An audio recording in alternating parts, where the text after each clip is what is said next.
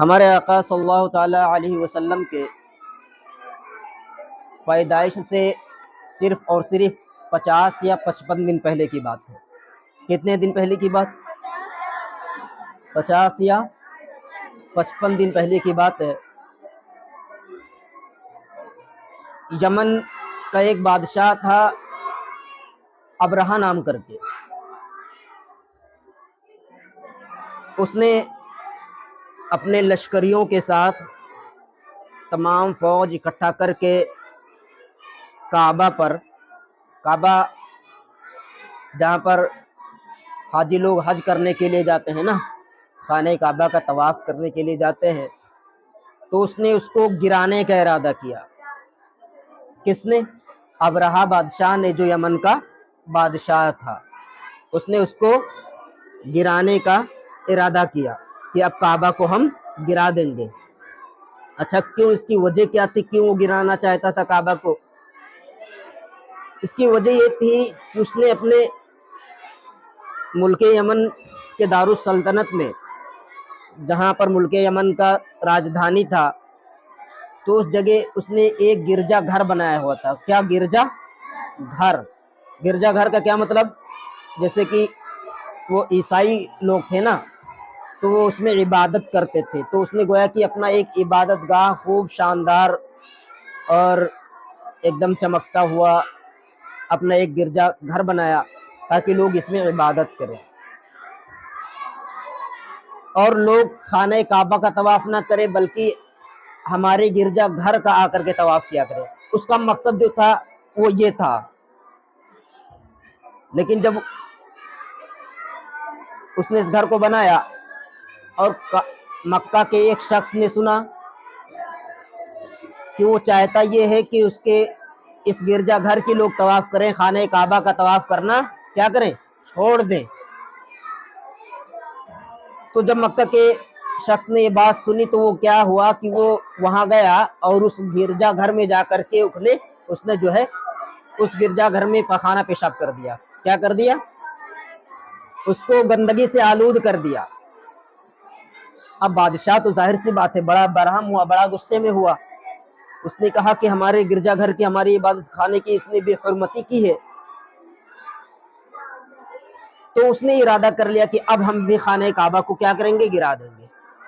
اور اسی ارادے سے وہ اپنی ایک فوج کو لے کر کے خانہ کعبہ مکہ مکرمہ میں آیا، اور جب وہ اپنی فوج کو لے کر کے مکہ پہنچا تو اس نے تمام مکہ والوں کے جو مویشی تھے، جانور تھے، اونٹ، بکریاں، بھیڑ وغیرہ، ان ساری چیزوں کو اس نے جو ہے ہانک لیا، سب کو قید کر لیا، اپنے تمام لوگوں کے جانوروں کو چھین لیا اس نے۔ یہ ظلم مکہ والوں پر اس نے ڈھایا۔ لیکن جب یہ خبر اس جانوروں میں جو اس نے مکہ والوں میں سے چھینا تھا، ہانک لیا تھا، تو ان جانوروں میں حضرت عبد المطلب، یہ کون ہے؟ آپ صلی اللہ علیہ وسلم کے دادا ہیں نا، تو عبد المطلب کے بھی اس میں جانور تھے، اونٹ اور بھیڑ بکریاں بھی تھی۔ تو جب یہ خبر آپ نے سنی تو آپ یمن کے بادشاہ ابرہہ کے پاس پہنچ گئے۔ انہوں نے کہا کہ میں نے سنا کہ مکہ والوں کے اونٹ اور بکریوں کو تم نے ہانک لیا ہے، مکہ والوں سے تم نے چھین لیا ہے، کیا وجہ ہے؟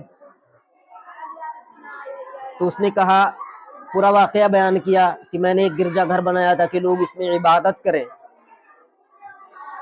اور آپ کے ایک شخص نے جا کر کے اس کو جو ہے پخانہ پیشاب اس میں کیا ہے، اس کو ناپاکی سے آلود کر دیا ہے، اور میں آیا ہوں کہ آپ کے خانہ کعبہ کو ہم گرا دیں گے، مسمار کر دیں گے، اس کو منہدم کر دیں گے تاکہ لوگ ہمارے بنائے ہوئے گرجا گھر کی عبادت کریں۔ ابرہہ نے یہ بھی کہا کہ میں نے جب حضرت عبد المطلب ابرہہ کے پاس پہنچے تو جب اس نے دیکھا تھا عبد المطلب کو تو وہ تعظیم کے لیے کھڑا بھی ہو گیا تھا، کیونکہ عبد المطلب کیا تھے؟ یہ مکہ کے سردار تھے نا، قریش کے سردار تھے، تو اس نے حضرت عبد المطلب کی تعظیم بجا لائی اور تعظیم میں کھڑا ہوا، اور اس نے کہا، جب حضرت عبد المطلب نے یہ بات رکھی کہ میرے جانوروں کو چھوڑ دو، مکہ والوں کے جانوروں کو چھوڑ دو، تو اس نے کہا بادشاہ نے کہ عبد المطلب آپ تو بڑے سمجھدار انسان ہیں، قریش کے سردار ہیں، میں نے یہ سمجھا تھا کہ آپ شاید کعبہ کی حفاظت کے لیے آئے ہو، کہ اس کے بارے میں ہم سے کہیں کہ کعبہ کو منہدم نہ کرو، کعبہ کو مت ڈھاؤ، لیکن آپ کو تو اپنی جانوروں کے بارے میں پڑی ہے، مکہ والوں کی جانوروں کے بارے میں پڑی ہے، جس گھر کا آپ طواف کر رہے ہیں اس کو آپ کو کوئی فکر نہیں ہے، حالانکہ میں اس کو گرانے کے لیے آیا ہوں۔ تو حضرت عبد المطلب نے کیا کہا؟ انہوں نے کہا کہ خانہ کعبہ کس کا گھر ہے؟ اللہ تعالیٰ کا گھر ہے،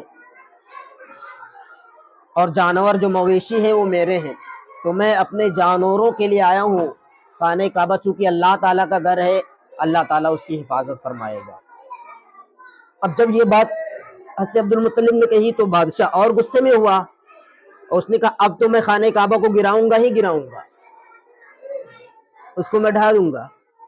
اس نے اپنے لشکریوں کو بھیجا، خود بھی چلا اپنے ہاتھی پر سوار ہو کر کے، اس کے جو تمام لشکری تھے، جو اس کی فوج تھی، سب کے سب کس پر سوار تھے؟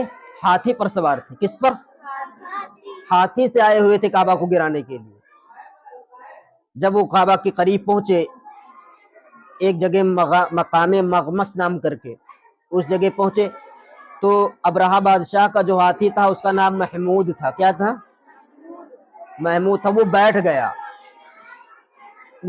گیا، اب اٹھ نہیں رہا ہے۔ بادشاہ اس کو تمام کوشش کر رہا ہے کہ اٹھو اٹھو، چلو خانہ کعبہ کو گرانا ہے، لیکن ہاتھی بیٹھ گیا تو بیٹھ گیا، اب نہیں اٹھ رہا ہے۔ بہت کوشش کی لیکن ہاتھی اپنی جگہ سے ٹس سے مس نہیں ہوا، نہیں اٹھا۔ بڑا حیران پریشان ہوا کہ اب کیا کیا جائے۔ اتنے میں کیا ہوا کہ حفاظت کے لیے چھوٹے چھوٹے پرندوں کو بھیجا۔ کس کو بھیجا؟ جن کا نام ابابیل تھا۔ کیا؟ ابابیل۔ ان کے منہ میں چھوٹی چھوٹی تین تین کنکریاں تھی، اور وہ سمندر کی جانب سے آئے، اور ان کے اوپر جتنے بھی ہاتھی سوار تھے بادشاہ کے لشکریوں میں سے، سب کے اوپر ان ابابیل چھوٹے چھوٹے پرندوں نے ایک ایک کنکری گرانا شروع کیا، اور جیسے ہی کنکری ہاتھی والوں کے اوپر پہنچتی، سب کے سب کیا ہے؟ زمین کے نیچے اپنے ہاتھی سمیت دھس جاتے۔ کیا ہو جاتے؟ دھس جاتے۔ اسی طریقے سے سب دھستے چلے گئے، جتنے بھی فوجی تھے ابرہہ بادشاہ کے سب مارے گئے۔ اللہ رب العزت نے اس طریقے سے خانہ کعبہ کی حفاظت فرمائی۔ تو اللہ رب العزت نے تمام لشکریوں کو، اس کا ذکر قرآن مجید میں آیا ہے نا، سورۃ الفیل میں۔ کس میں؟ سورۃ الفیل میں۔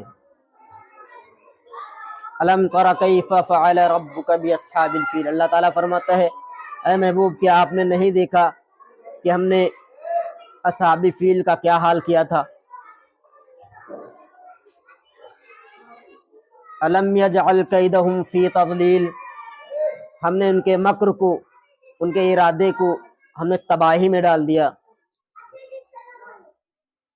وارسل علیہم طیرا ابابیل، اور ہم نے ان پر ابابیل چڑیوں کو بھیجا، ترمیہم بحجارۃ من سجیل، تاکہ ان پر کنکریاں گرائیں، فجعلہم کعصف معکول، تو وہ ایسے ہو گئے جیسے کہ کھائی کھیتی۔ کھائی کھیتی، جب کوئی کھیتی جانور چل لیتا تو کیسے لگت ہے نا، بہت بیکار۔ تو اسی طریقے سے وہ زمین میں دھس گئے۔ اس کا ذکر اللہ تعالیٰ نے قرآن مجید میں کیا سورۃ الفیل میں۔ تو اللہ تعالیٰ نے اس خانہ کعبہ کی ابابیل، چھوٹے چھوٹے، جن کی اندر کوئی طاقت نہیں تھی، لیکن اللہ تعالیٰ نے ان کو اتنی طاقت دی کہ ان چڑیوں کے ذریعے اللہ نے ہاتھی سمیت ان لشکریوں کو زمین کے اندر دھسا دیا۔ تو یہ اللہ تعالیٰ جس طریقے سے چاہے اپنے گھر کی یا جس کی چاہے تو حفاظت کر سکتا ہے۔ ٹھیک ہے۔